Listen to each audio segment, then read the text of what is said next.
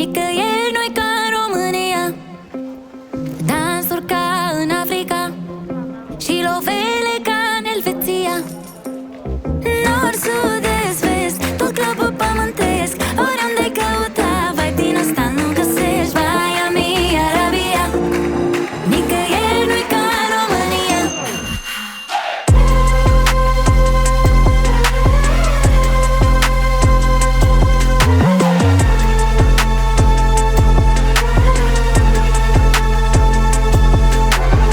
Când intră tobele, se lasă în liniștea.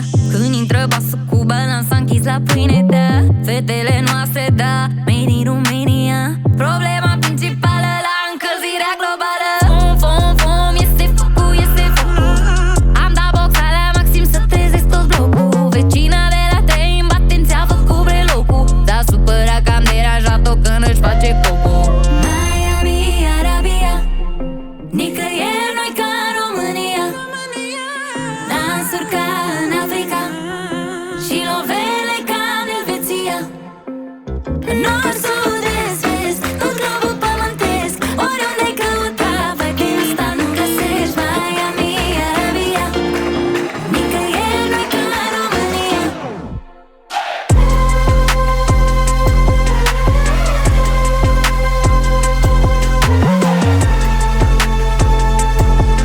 Nicăieri nu-i ca în România.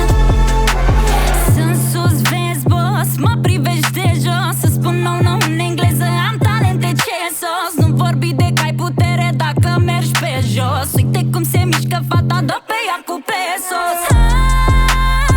E stilul românesc, cu puțin din toate și asta virusează străinesc. Toate româncele dansează ca Shakira.